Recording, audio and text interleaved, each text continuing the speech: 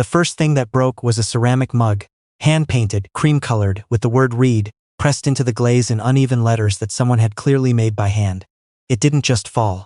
It was swept off the display shelf by the forearm of a man who had never once been told that his impatience had a cost. The mug cracked against the hardwood floor, and the sound of it, small, final, absurd in the quiet of the morning, seemed to surprise even him. Then a second one followed. Then a third. A row of stacked paperbacks toppled sideways off a low shelf near the window. A glass jar of bookmarks tipped and scattered across the floor in a bright, useless fan. By the time Dorian Holt turned and walked toward the door, the front room of Harbour Page looked like someone had passed through it in a hurry and didn't care what they left behind. And through all of it, Maeve Corrigan said nothing. She stood beside the reading counter with both hands pressed flat on the wood, watching him with an expression that wasn't fear. It wasn't even anger. It was something steadier than either of those things. The face of someone who had already survived worse and knew it. That stillness seemed to bother Dorian more than any raised voice would have. He pushed through the door without looking back. The small brass bell above it rang once, cheerfully, as though nothing had happened. Dorian Holt was 43 years old and had spent most of the last decade building the kind of resorts that appeared in architecture magazines. He didn't just buy land on lakefronts. He transformed shorelines. Old fishing camps, family-owned cottages, heritage storefronts that had stood, since before anyone living could remember. All of it gave way eventually to glass and cedar structures that charged $400 a night for the privilege of watching a sunrise. His investors called him bold. The financial press called him a visionary. The people who had grown up in the towns he redeveloped had other words for him, and he had long since stopped paying attention to those. The Wrens Point project was supposed to be the one that defined his career. A boutique lakefront resort in a small Ontario town 2 hours north of Toronto, built around a heritage harbor that hadn't been touched since the 1970s. The town council had approved the rezoning. The environmental review had cleared. Every parcel on the waterfront block had been acquired. Every contract had been signed. Every owner had taken the money and wished him well. Except one. Harbour Page occupied the corner building at the end of the old Harbour Row. A 2-story stone building with wide plank floors, and a front window that caught the afternoon light the way old buildings sometimes do, as though they were built for it. It was a bookshop and reading cafe, the kind of place that smelled like coffee and paper and something harder to name. Maeve Corrigan had taken it over from her late husband 3 years earlier, after he died, and she had kept it running through 2 winters and a pandemic aftermath, and a stretch of months that she never talked about directly. Dorian had sent 2 letters before he ever went himself. Both times Maeve had responded with a brief, handwritten note, thanking him for his interest and explaining that the shop was not for sale. No counteroffer, no lawyer. Just the note, written in a clear, unhurried hand on plain paper, as though she had all the time in the world. His lawyers had been unambiguous. Without that parcel, the resort footprint was incomplete. The harbor view from the main structure was blocked. The project could not proceed as designed. Every week of delay was money leaving the table. So Dorian drove up on a Tuesday morning in late March, when the ice on the lake had just begun to soften at the edges, and the town was still half asleep from winter. He walked into the shop with a contract in his hand, and the particular confidence of someone who had never not gotten what he came for. He wasn't prepared for what the shop felt like inside. The light came through the front window in long, dusty angles, falling across low shelves and worn armchairs, and a table near the back where someone had left a half-finished cup of tea beside an open novel. There were handwritten shelf-edge notes tucked beside certain books, not printed descriptions, but actual handwriting, in ink, brief and personal. This one made me cry at the marina. Worth it. For just a moment standing inside the door, Dorian felt something loosen in his chest that he couldn't quite account for. He pushed past it. He set the contract on the counter. "I want this resolved today," he said. "Name a number. Whatever makes sense to you, I'll go above it. I just need this building." Maeve looked at the contract, then at him. She had brown eyes and the particular calm of someone who had already decided something and wasn't going to be talked out of it. "It's not available," she said. "Everything is available, at the right price. Not this. This building is old. The roof has been patched twice in the last 4 years.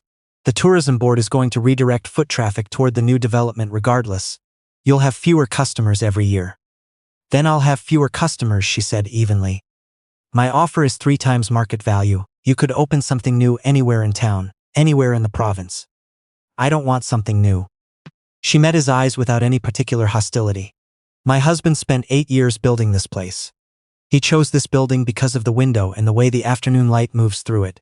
He's been gone 3 years and I'm still here because this is the last thing I have that feels like him. So no, it's not for sale. Something in Dorian cracked loose. It wasn't one feeling. It was months of pressure and logistics and investor calls, and the particular exhaustion of being told no by a person who didn't seem to understand what no was costing. He thought about the permits and the spring construction window, and the crane already booked for June. He thought about every obstacle that had ever positioned itself between him and what he was building, and how every single one of them had eventually moved.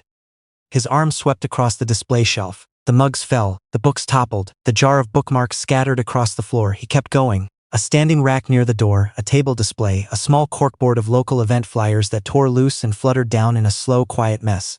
By the time he stopped, his chest was heaving slightly, and the only sounds in the room were the last few bookmarks settling on the hardwood and the distant sound of the lake through the old building's walls. Maeve had not moved from behind the counter. She did not scream. She did not threaten him. She simply came around to the front and crouched down and began, without any urgency, to pick up the fallen books and set them upright on the lowest shelf, as though she was going to need them later, as though she still intended to open for afternoon customers. Her movements were careful and unhurried, the way you handle something you intend to keep. Dorian stared at her for a long moment, then he left. He was on the highway heading south before his hands fully steadied on the wheel. 4 hours later, he was sitting in a waiting room at Toronto General and trying not to look at the walls. His mother, Ruth Holt, was 71 years old and had been in and out of the hospital for the past 6 weeks. The blood condition she had developed was serious enough that her doctors had stopped softening their language. The specific donor procedure she required demanded a biological match that was rare enough that the search had stretched on for 2 months. Dorian had paid for every private specialist available. He had had his entire extended family tested. None of them were close enough.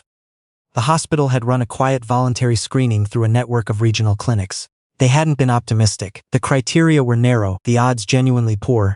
For weeks, nothing came back. And then someone had come forward. An anonymous donor, a perfect match. The procedure had been completed and Ruth had been recovering steadily ever since. The identity of the person who had agreed to donate had been sealed at the donor's own request. Ruth knew only that someone had given a portion of themselves to a stranger they would never meet, had refused every form of compensation, and had asked firmly that neither the patient nor the patient's family ever be told who they were. Ruth talked about this person sometimes, in the quiet way people talk about things they can't quite hold in ordinary language. Someone decided I was worth the trouble, she would say, and they didn't even stay to be thanked. Dorian had always found it moving. He had also spent considerable private effort trying to identify the donor through hospital administrators and legal channels, and had come up empty every time. That Tuesday evening he arrived at his mother's room later than usual. She was asleep. He sat in the chair beside her bed and stared at the window and tried unsuccessfully not to think about Maeve Corrigan's floor. A nurse came in quietly to update the chart. She set down a folder on the side desk and left without disturbing Ruth. The folder had come slightly unclipped. Dorian wasn't looking for anything, he was barely looking at all, but his eyes drifted and then stopped. A follow-up document from the donor procedure. At the back, attached for identity verification, a photograph. He recognized her before he had time to process what he was recognizing. The same brown eyes, the same steadiness in the expression. The face of the woman he had watched crouch down on her own shop floor 300 kilometers north of here, picking up books in silence while he was still breathing hard from his own anger. Maeve Corrigan. Dorian sat back in the chair so hard that the metal feet scraped the floor. His mother stirred slightly and settled. He stared at the ceiling for a long time. When the nurse returned, he asked her as carefully as he could to explain what the document was. She hesitated, then told him that the photograph was part of a standard post-procedure identity file. The donor had come to a regional clinic in Muskoka on an unrelated matter and had seen the voluntary screening notice posted in the waiting area. She had asked a volunteer about it. The probability of a match had been very small. She had agreed to be tested anyway. When the result came back positive, she had not hesitated. She had declined every form of compensation. Her only condition, held to firmly and in writing, was that the patient and the patient's family never be told who she was. She had said, the nurse added quietly, that she didn't want to be thanked. She just wanted someone to have more time. Dorian sat in that hospital room for a very long time after the nurse excused herself. He thought about his mother. He thought about the morning 6 weeks earlier, when the hospital had called to say a donor had been found. How he had walked to his car in the parking garage and allowed himself, for the first and only time in the entire ordeal, to fold forward against the steering wheel and shake with relief. He thought about the fact that somewhere in a small Ontario town, a woman had given part of herself to a stranger she would never meet, had come home to her bookshop the following morning, and had opened the door and arranged the window display while she was still healing. He thought about the mug he had swept off her shelf. He thought about the way she had gone straight to her knees on that hardwood floor and started putting things back, without waiting, without looking at him, as though she had already accepted that some things break and the only useful response is to begin.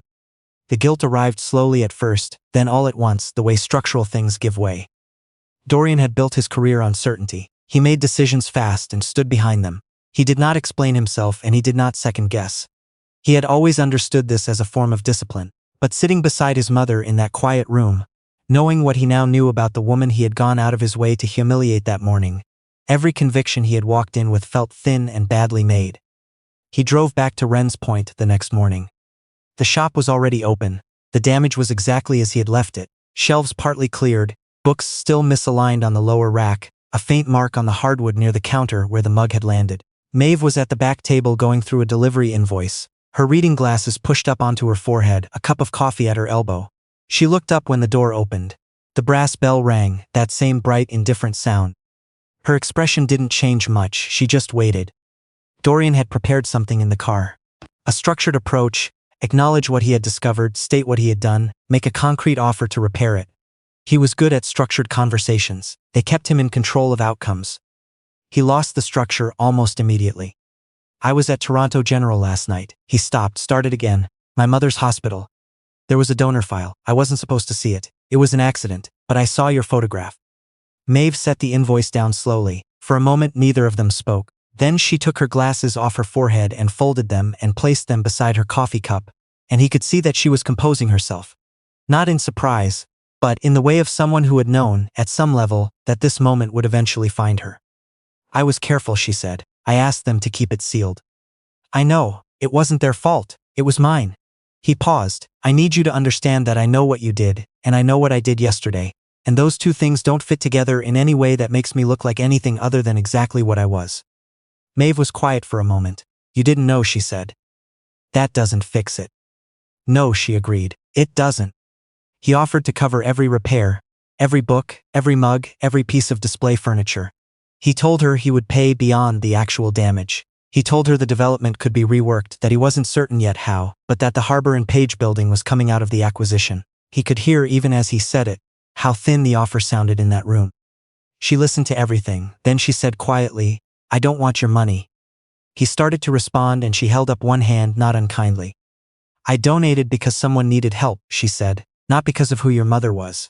I didn't know who she was. I saw a notice on a board in a waiting room and I thought, I could at least be tested. That's all it was. She reached over and straightened a book on the nearest shelf. Something to do with her hands. What you did yesterday was wrong, but I don't need compensation for it. I just need you to leave this place alone. Dorian left. And then he did something that everyone who had ever worked with him would have found genuinely inexplicable. He called his lead architect that same afternoon and told her the Wren's Point site plan was being revised. The corner building on Harbour Row was no longer part of the acquisition. The design would have to be rethought around it.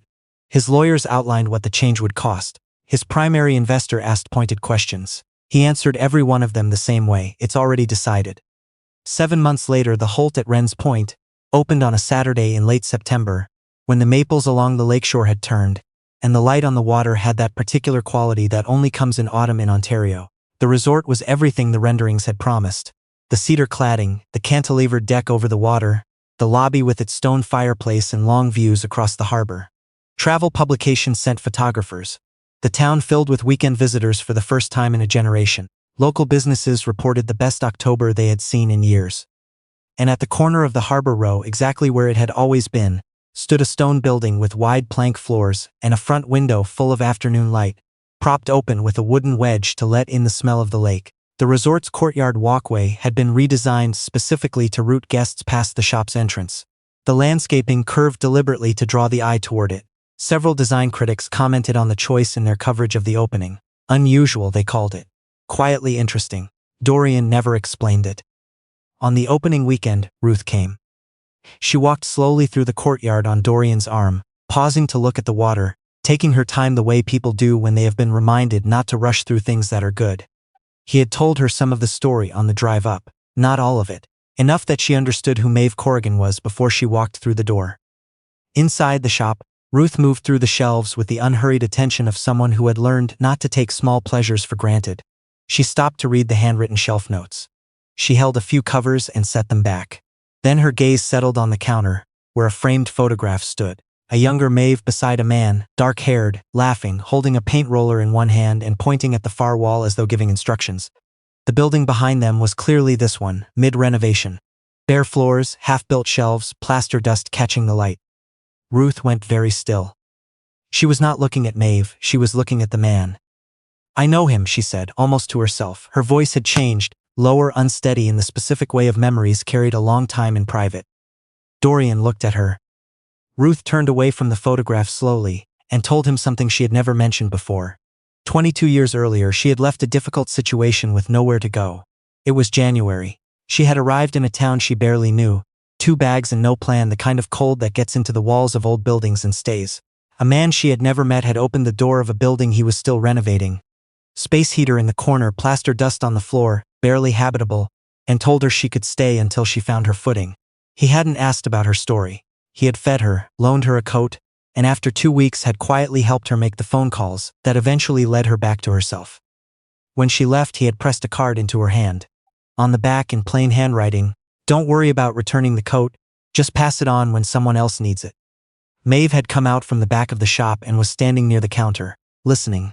She wasn't surprised. She looked, if anything, relieved. The way a person looks when something they have been carrying for a long time is finally set somewhere else. "He told me that story," Maeve said, "about a woman he'd helped one January in the early years of this building. He said she was one of the bravest people he'd ever met." She paused. "When I saw the name Holt on the donor screening notice at the clinic, I didn't connect it at first. It was only afterward, looking at the hospital updates. When I saw your first name, Ruth, that I thought it might be her. I wasn't certain, but I thought about what he always said." She adjusted the photograph slightly, the way you adjust something you want to stay exactly where it is. That kindness doesn't disappear, it just takes a long time to find its way home. Ruth didn't speak for a long moment. Then she stepped forward and placed both hands gently on the counter, the way you place something down with full intention. "He built this for you," she said finally. "He built it for everyone," Maeve said. "I'm just the one who gets to open the door." Outside, through the wide front window, Dorian could see everything he had spent 4 years building. The deck over the water, the courtyard, the guests moving through with their coffees and good coats, photographing the lake in the afternoon light. All of it exactly as he had imagined it. And at the center of it all, a stone building with a plank floor and a brass bell above the door, propped open to the autumn air. For the first time, the smallest building on the harbor meant the most. Not because of what it cost to keep, because of what had been quietly given there and given back, across more than 20 years and 2 generations, by people who had never once asked to be remembered for it. If this story stayed with you, share it with someone who needs a reminder that the kindest things we do are never truly lost. And if you're new here, subscribe. There are more stories like this one waiting for you.